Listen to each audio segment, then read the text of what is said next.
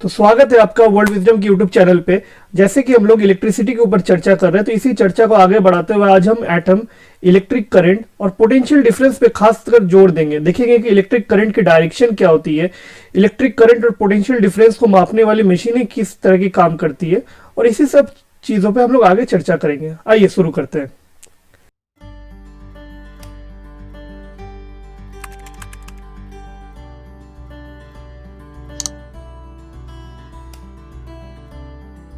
World wisdom की YouTube channel में आपका स्वागत है। इलेक्ट्रिसिटी के दूसरे भाग में हम देखेंगे पोटेंशियल डिफरेंस क्या है, करंट की डायरेक्शन क्या होती है, ओम्स लॉ क्या है, और रजिस्टर की पैरेलल और सीरीज कॉम्बिनेशन के ऊपर हम चर्चा करेंगे। तो आइए शुरू करते हैं। तो पोटेंशियल डिफरेंस देखने के पहले हम एक एग्जाम्पल देखते हैं और उसे समझते हैं कि एक्चुअल में पोटेंशियल डिफरेंस है क्या। मैं इसे लिख लेता हूं यहाँ पे, पोटेंशियल डिफरेंस। तो पहला केस लेते हैं। सपोज कीजिए कि आपके पास दो बॉल है और दोनों ही नेगेटिवली चार्ज्ड है। ये बॉल 1 हो गया और ये बॉल 2 हो गया। इन दोनों में ही चार्ज -1 कूलम का दोनों में चार्ज है।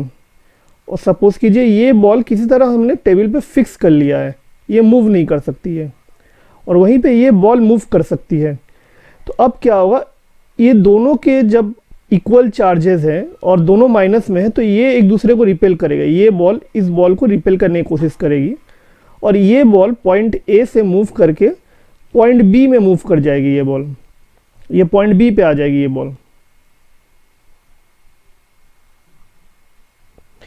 अब मान लीजिए कि हम पॉइंट बी से बॉल को फिर से पॉइंट ए पे लाना चाहेंगे, तो हमें तो कुछ वर्क डन करना पड़ेगा, हमें कुछ एनर्जी लगानी पड़ेगी, कुछ एक्सटर्नल फोर्स देना पड़ेगा, तभी जाके ये बॉल पॉइंट बी से पॉइंट ए के बीच में आएगी।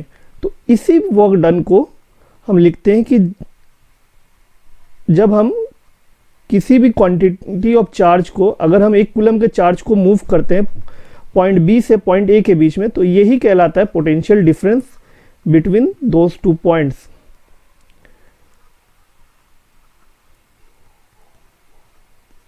Quantity of charge moved. अब एक दूसरा एग्जांपल भी लेके देखते हैं। अगर ये इक्वल चार्ज ना होकर ऑपोजिट चार्ज हो, तो अब क्या होते हैं, तो आइए देखते हैं। अब मान लीजिए हमने यहाँ पे तो एक नेगेटिव चार्ज -1 कूलम का फिक्स कर दिया है। अब यहाँ पे एक पॉजिटिव चार्ज लेते हैं पॉइंट ए में। मैं कलर चेंज कर लेता हूँ यहाँ पे। अब यहाँ पे एक पॉजिटिव चार्ज लेते हैं। सपोज कीजिए पॉइंट ए में मैंने एक पॉजिटिव चार्ज लिया। अब क्या होगा कि ये पॉजिटिव चार्ज को ये नेगेटिव चार्ज अपने ओर खींचना स्टार्ट कर देगी। ये अपने ओर इस चार्ज को खींचेगी। तब अब इस चार्ज का न्यू पोजीशन क्या हो जाएगा कि ये दोनों चार्जेस आपस में जुड़ जाएंगे। ये पॉजिटिव चार्ज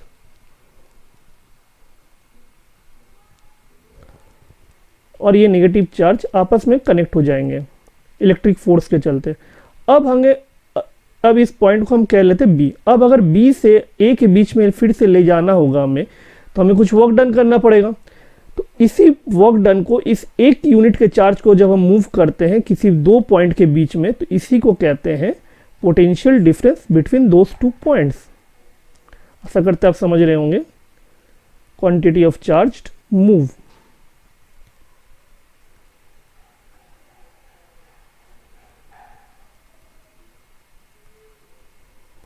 यही है पोटेंशियल डिफरेंस बिटवीन 2 पॉइंट्स। अब मैथमेटिकल इसका देखते हैं। मैथमेटिकल इसका फॉर्मूला क्या होता है। मैथमेटिकली हम लोग इसको डिनोट करते हैं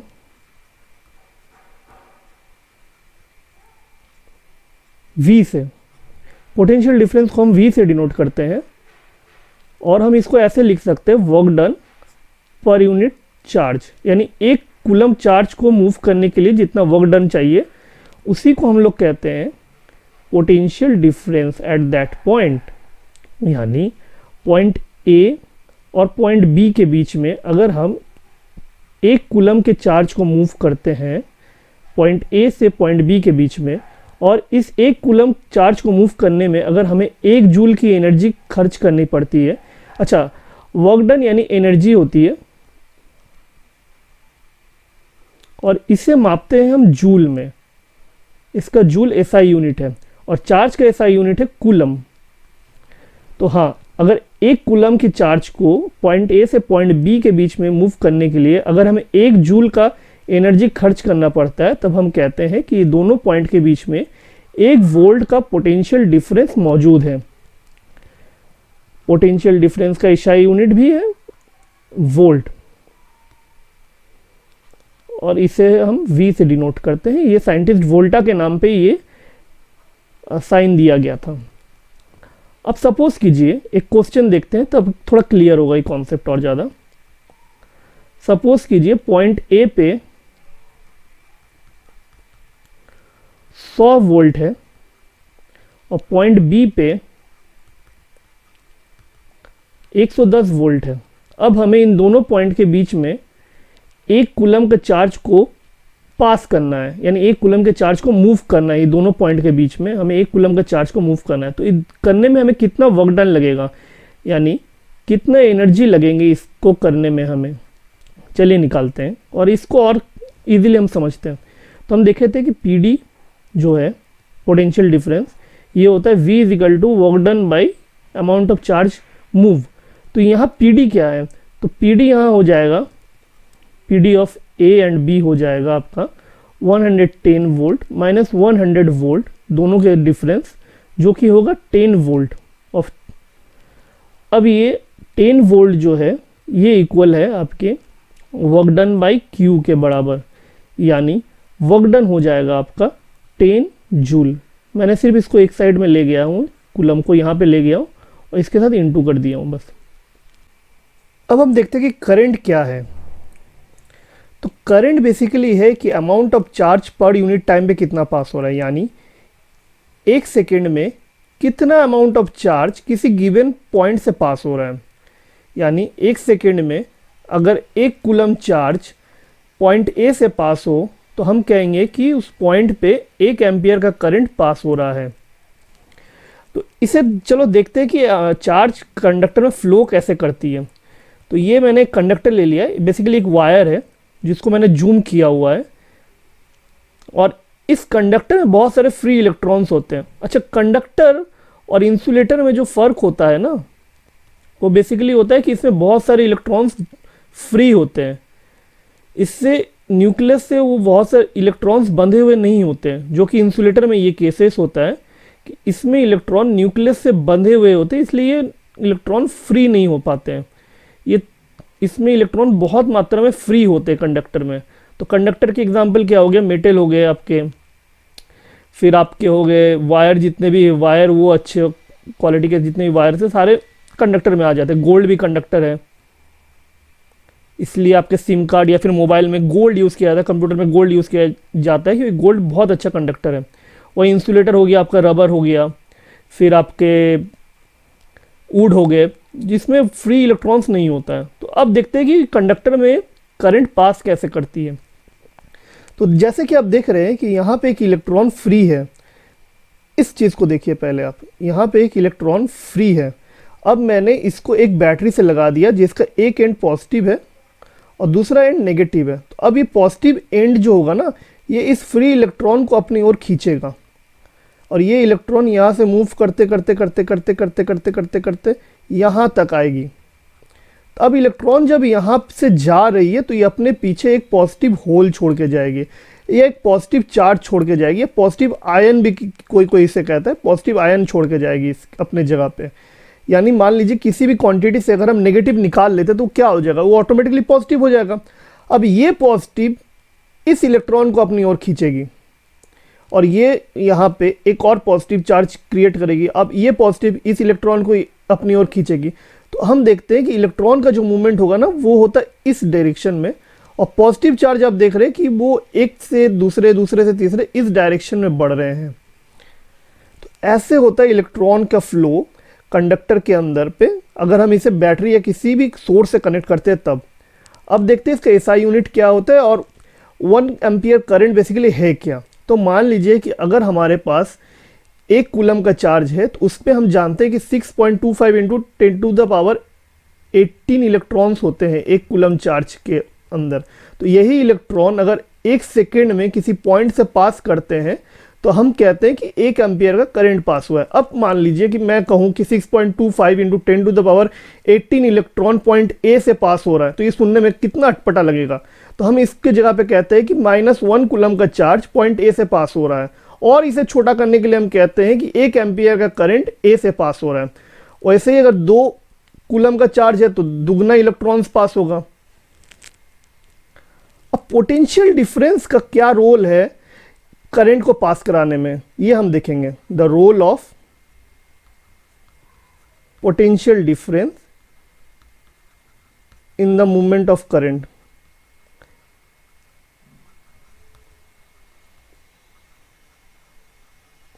इसे एक एग्जांपल से हम फिर से समझने की कोशिश करते हैं। एक एनालॉजी है, वाटर एनालॉजी कहते हैं इसे।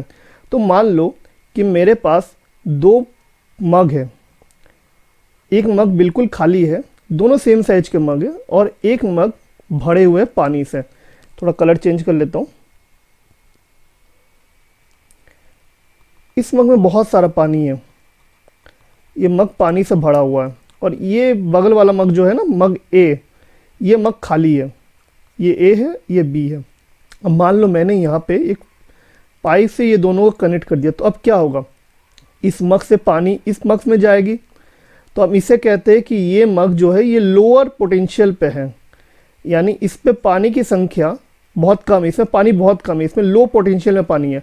और इस मग में क्योंकि बहुत सारा पानी है इसलिए हम कहते हैं इसे हाई पोटेंशियल है, इसमें पानी बहुत ज़्यादा है।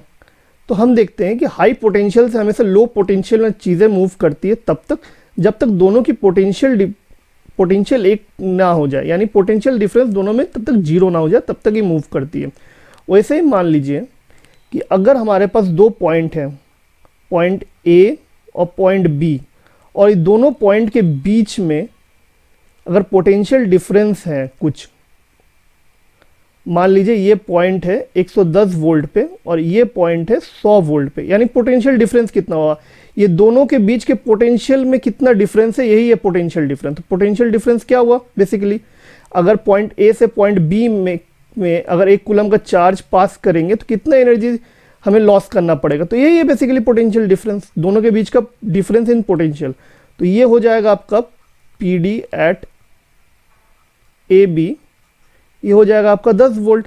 मैंने सिर्फ यहाँ पे 110 से 100 माइनस किया, तो यानी 10 वोल्ट का पोटेंशियल डिफरेंस है। तो अब ये 10 वोल्ट का पोटेंशियल डिफरेंस मतलब ये है कि अगर मैं इस सर्किट में एक कंडक्टर कनेक्ट कर देता हूँ, यहाँ पे कंडक्टर कनेक्ट कर देता हूँ इसके अक्रॉस, तो इससे करंट पास करना स्टार्ट कर देगी। तो करंट की डायरेक्शन क्या होगी, ये देख लीजिए, डायरेक्शन ऑफ करंट। इसमें एक ट्रेडिशनल डायरेक्शन होती है और एक actual direction of flow of electron होती है। तो जनरली क्योंकि हम लोग पहले से ये जानते थे कि higher potential to lower potential चीज़ें फ्लो करती है, तो हमने ये भी मान लिया था कि अगर कोई चीज़ हायर पोटेंशियल में है, इलेक्ट्रिक पोटेंशियल अगर किसी का हाई है और किसी का इलेक्ट्रिक पोटेंशियल अगर लो है, तो इलेक्ट्रॉन का जो मूवमेंट होगा ना वो भी हम लोग मानते थे, यानी इलेक्ट्रिसिटी का जो मूवमेंट होगा वो हम मानते थे कि हायर टू लोअर होता है।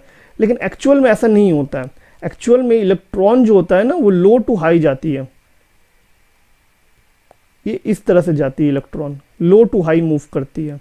लेकिन ट्रेडिशनल मानना है कि पॉजिटिव चार्ज जो है वहीं से इलेक्ट्रॉन वही डायरेक्शन होता है करंट का, इसलिए हम मानते हैं हायर टू लोअर पोटेंशियल पे। अगर मैं इसे सिंपल भाषा में समझाऊं तो मैं ये कह सकता हूँ, ये मेरे पास एक कंडक्टर है और मैंने इसे एक बैटरी के थ्रू कनेक्ट कर दिया है।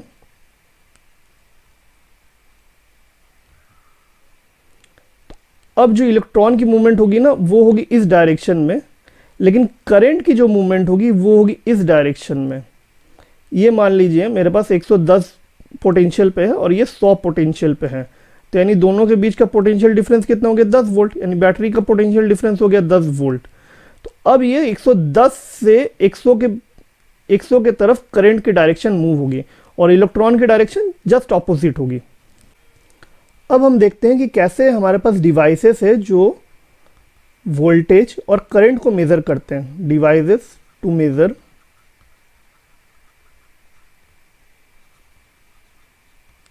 Voltage and current. इससे पहले हम एसआई यूनिट देख लेते हैं कि वोल्टेज और करंट का एसआई यूनिट क्या है। वोल्टेज यानी पोटेंशियल डिफरेंस, तो पोटेंशियल डिफरेंस का एसआई यूनिट है वी यानी वोल्ट, और वहीं पे करंट का करंट का एसआई यूनिट है एम्पियर।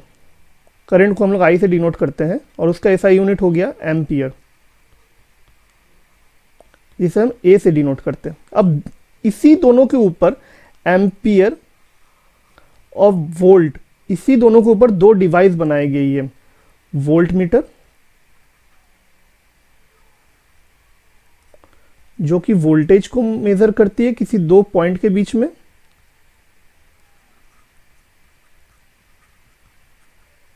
और इसे हमेशा हम लोग कंडक्टर के या फिर जिस दो पॉइंट के बीच में हमें पोटेंशियल डिफरेंस निकालना है, मान लीजिए ए और बी के बीच में पोटेंशियल डिफरेंस निकालना है, तो हम इसको इसके पैरेलल में लगाते हैं।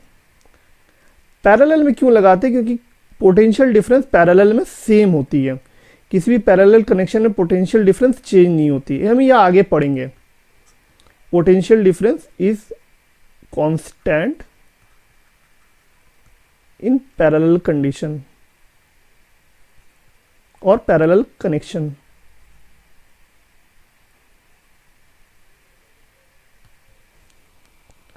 अब हम करंट देखते हैं। करंट को मैंने कहा था कि करंट का एसआई यूनिट है एम्पियर।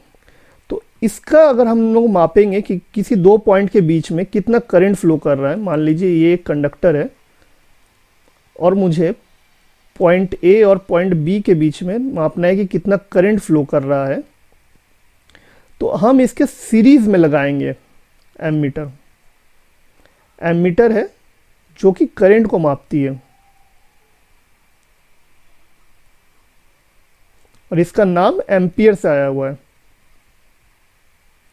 सीरीज में इसलिए क्योंकि करंट सीरीज में चेंज नहीं होता है, current remains constant in series.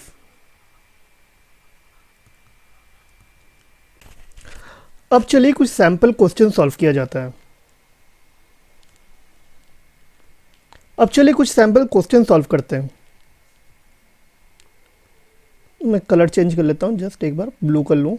हाँ, तो हमारा पहला क्वेश्चन है कि हमारे पास एक बल्ब है जो कि करंट ड्रॉ कर रहा है 0.50 एम्पियर का 20 मिनट में, यानी टाइम हमारे पास दिया हुआ है 20 मिनट।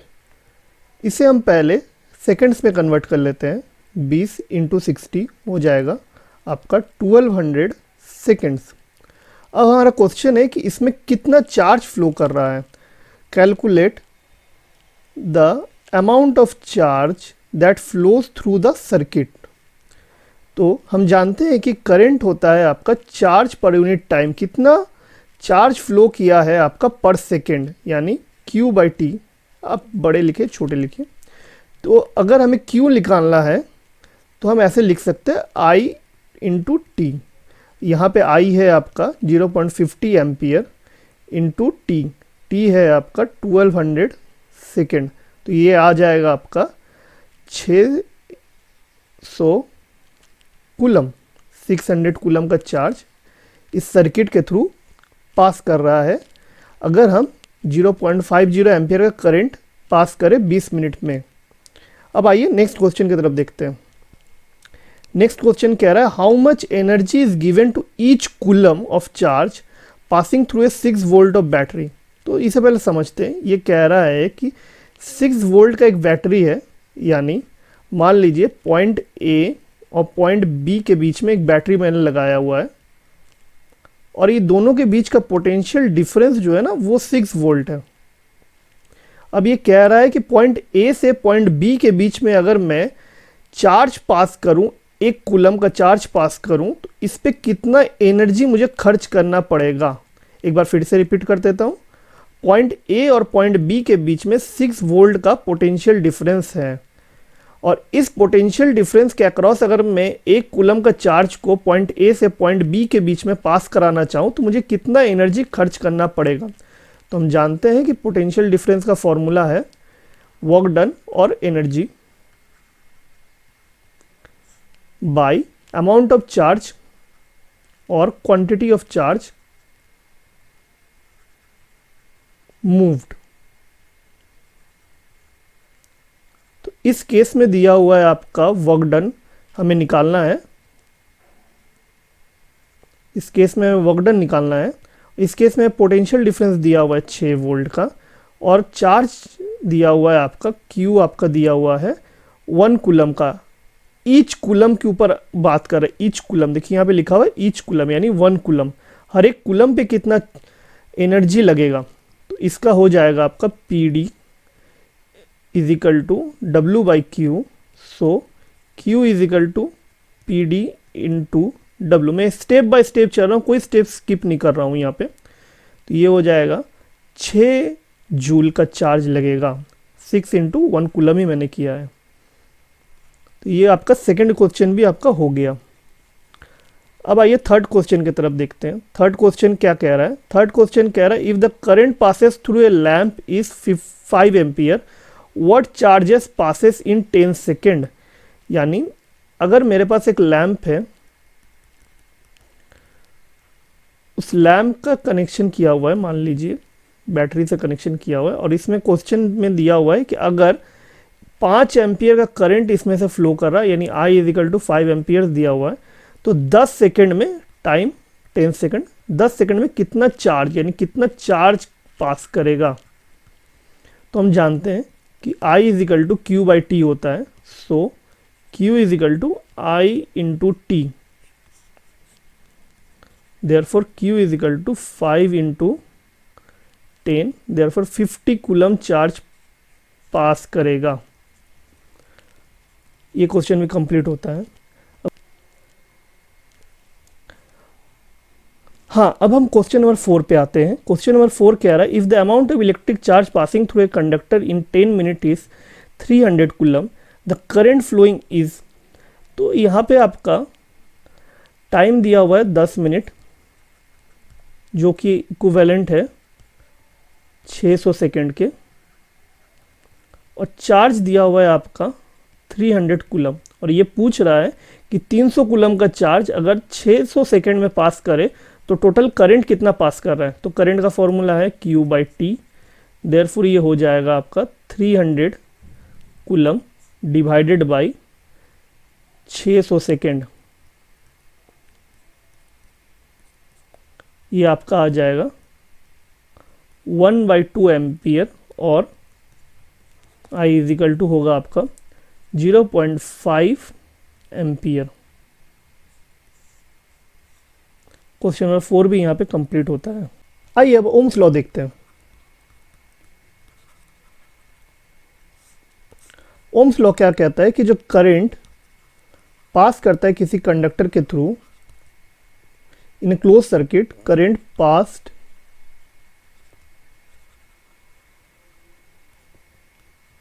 through the conductor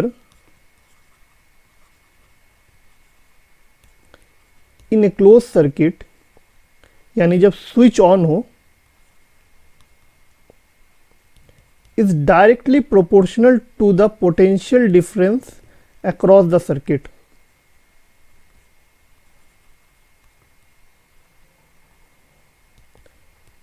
यानी करंट जो होता है ना वो पोटेंशियल डिफरेंस से डायरेक्टली प्रोपोर्शनल होता है। यानी अगर हम पोटेंशियल डिफरेंस को बढ़ाते हैं किसी सर्किट के अक्रॉस पे तो उस सर्किट में करंट भी बढ़ेगा, और अगर हम पोटेंशियल डिफरेंस को घटाते हैं तो करंट भी घटेगा। अगर मैं इसे कार्टेशियन प्लेन में दिखाना चाहूँ तो ये कुछ ऐसे दिखेगा आपको। वाई एक्सिस में मैंने करंट ले लिया और एक्स एक्सिस में मैंने वोल्टेज ले लिया। जैसे जैसे मैं पोटेंशियल डिफरेंस बढ़ा रहा हूँ वैसे वैसे करंट भी आपका बढ़ रहा है सर्किट में। इसे हम लिखते हैं I directly proportional to V, और V directly proportional to I भी लिख सकते हैं। और प्रोपोर्शनलिटी को जब हम हटाते हैं तो हमें कोई कांस्टेंट यूज़ करना पड़ता है, तो हम वो कांस्टेंट है R। अब इस R के बारे में हम डिटेल्स में अभी देखेंगे कि R है क्या। तो बेसिकली R जो है वो है रेजिस्टेंस ऑफ द सर्किट और कंडक्टर।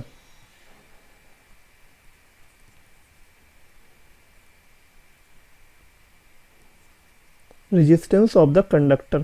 तो ये रेजिस्टेंस प्रोड्यूस क्यों होती है कंडक्टर पे? रेजिस्टेंस मतलब है कि किसी चीज़ का रुकावट, किसी चीज़ को हम रोकते हैं तो हम कहते हैं कि किसी चीज़ को हम रेजिस्ट कर रहे हैं। तो रेजिस्टेंस एक्चुअली प्रोड्यूस क्यों होती है कंडक्टर में, आइए ये देखते हैं। कलर जरा चेंज कर रहा हूँ एक बार।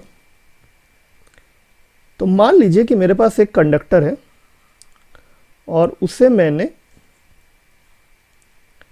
एक बैटरी से जोड़ा हुआ है। ये कंडक्टर है, इसे मैंने बैटरी से जोड़ा हुआ है। अब इसे बहुत सारा एटम्स हैं, करोड़ों खरबों एटम्स हैं, और उनके करोड़ों खरबों इलेक्ट्रॉन्स भी होंगे। हर एक एटम्स में फ्री इलेक्ट्रॉन्स भी होते हैं कंडक्टर में, जैसे हमने देखा था पहले। तो जब ये मूवमेंट करती है ना, तो ये एक दूसरे से टकरा जाती है और इसी टकराव के कारण ऑब्स्ट्रक्शन प्रोड्यूस होती है। और यही जो नेचर होता है ना, प्रॉपर्टी होता है, this property of resistance,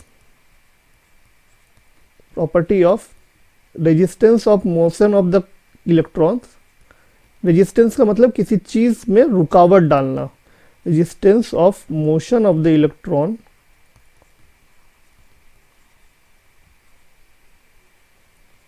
is called resistor. यही बेसिकली रेजिस्टर का काम करती है। यानी किसी चीज़ में अगर हम रुकावट डालें, किसी चीज़ को अगर हम रोकने की कोशिश करें, उसे हम कहते हैं रेजिस्टेंस। इसी प्रॉपर्टी को जो डिवाइस अपने अंदर रखती है, उस डिवाइस को हम कहते हैं रेजिस्टर। यानी जैसे कि एक कार चल रही है, मान लीजिए मेरे पास एक कार है और रोड पे वो कार चल रही है, तो कभी कभार हम देखते हैं कि स्पीड ब्रेकर आ जाती है जो कि कार की स्पीड को घटा देती है। तो हम कहते हैं कार की स्पीड को इसने रेजिस्ट कर लिया, तो हम इसे रेजिस्टर कहते हैं। वैसे ही सर्किट में भी एक रेजिस्टर होती है जो करंट की गति को घटाती है, इसी को हम कहते हैं रेजिस्टर। जैसे कार की गति को घटाते हैं तो उससे कहते हैं हम ब्रेकर, करंट की गति को घटाते हैं तो हम उसे कहते हैं रेजिस्टर, जिसकी फॉर्मूला होती है V is equal to I R और R is equal to obviously V by I. इसे कार्टेशियन प्लेन के जो मैंने आपको ग्राफ दिखाया था उससे भी हम निकाल सकते हैं।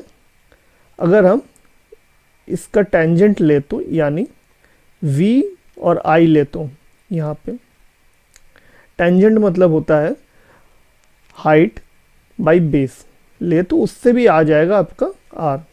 अब ग्राफ से भी निकाल सकते हैं इसे। तो आइए हम कनेक्शन देखते हैं रेजिस्टेंस का सीरीज और पैरेलल में कैसे होता है। तो सपोज कीजिए हमारे पास एक रेजिस्टेंस है R1 और R2, हम पहले सीरीज कनेक्शन देख रहे हैं जिसे हमने V1 के अक्रॉस कनेक्ट करके रखा है और इस सीरीज में I एम्पियर का करंट फ्लो हो रहा है। जैसे कि हम जानते हैं सीरीज में करंट चेंज नहीं होती है, लेकिन वोल्टेज जरूर चेंज होती है। तो इसके अक्रॉस, इस पॉइंट R1 के अक्रॉस V1 पोटेंशियल आएगी और R2 के अक्रॉस V2 पोटेंशियल ड्रॉप होगा या पोटेंशियल डिफरेंस होगा। तो total V is equal to V1 plus V2, that is हो जाएगा आपका यही करंट और यही रेजिस्टेंस को इंटू करके हम V1 निकालेंगे, यानी I1 इंटू R1 और I नॉट, जो कि यहाँ पे I नॉट एक ही करंट फ्लो करती है, I not plus I naught into R2। ये हो जाएगा I नॉट को अगर हम कॉमन ले तो ये हो जाएगा R1 plus R2 equal to V। और V को हम ऐसे भी लिख सकते हैं, V is equal to I naught into total resistance. तो टोटल रेजिस्टेंस आ जाएगा आपका I नॉट कैंसिल हो जाएगी दोनों साइड पे, तो टोटल रेजिस्टेंस आपका आ जाएगा, I नॉट कैंसिल होगी, तो टोटल रेजिस्टेंस हो जाएगा आपका इस सर्किट का R1 प्लस R2। इसको मैं एक बार फिर से बड़ा से लिख देता हूँ। टोटल रेजिस्टेंस ऑफ सर्किट हो जाएगा आपका R1 प्लस R2, यानी कि सीरीज में रेजिस्टेंस ऐड होते हैं। अब हम पैरेलल कनेक्शन देखते हैं। तो पैरेलल में क्या है कि पैरेलल में वोल्टेज तो कांस्टेंट रहते हैं लेकिन करंट चेंज होते हैं। तो करंट को हम लोग क्या लिखते हैं, करंट को हम ऐसे भी लिख सकते हैं voltage by resistance, total voltage. तो IT जो हो जाएगा आपका, यानी total current passed is equal to total voltage across the resistance divided by total resistance. अब हमें ये टोटल रेजिस्टेंस निकालना है पैरेलल के केस में, तो अब हम I1 निकालते हैं, या I1 हम देखते हैं कि क्या होता है। इस रेजिस्टेंस के अक्रॉस भी वोल्टेज V1 होगा, V0 होगा, जो कि सेम वोल्टेज है इस सर्किट के अक्रॉस, और इस रेजिस्टेंस के अक्रॉस भी वोल्टेज V0 होगा। यानी I1 आपका हो जाएगा V0 बाई R1 और I2 आपका हो जाएगा V0 बाई R2। इसको हम लोग ऐसे भी लिख सकते हैं, total IT is equal to I1 plus I2, that is V0 को अगर हम बाहर ले लें तो 1 by R1 plus 1 by R2। अगर हम इसे और एक्सपेंड करेंगे तो ये होगा V0 बाई R0 या RT total is equal to V0 into 1 by R1 plus 1 by R2। V0 cancel हो जाएगा और टोटल रेजिस्टेंस आपका आ जाएगा 1 by RT is equal to 1 by R1 plus 1 by R2। इसको अगर हम लोग और एक्सपेंड करें, एक बार मैं इसको फिर से लिख देता हूँ यहाँ पे, पैरेलल में 1 by RT is equal to 1 by R1 plus 1 by R2। इसको अगर हम एक्सपेंड करें और तो देखें R1 और R2 को हम लोग यहाँ पे लिख सकते हैं और ऊपर हम लोग लिख सकते हैं R1 प्लस R2। और अगर हम लोग इसको रेसिप्रोकेट करते हैं तो RT हो जाएगा आपका R1 into R2 divided by R1 plus R2। ये है पैरेलल कनेक्शन का टोटल रेजिस्टेंस। वहीं पे रेजिस्टेंस ऑफ सीरीज का टोटल रेजिस्टेंस हमने देखा था R1 प्लस R2 होता है। तो आज का लेक्चर यहीं पे हम लोग ख़त्म करते हैं। नेक्स्ट लेक्चर पे हम देखेंगे कि करंट का पावर क्या है, पावर ऑफ करंट, और टेम्परेचर का क्या इफ़ेक्ट होता है करंट PD पे या रेजिस्टेंस पे क्या इफ़ेक्ट होता है टेम्परेचर का। Thank you.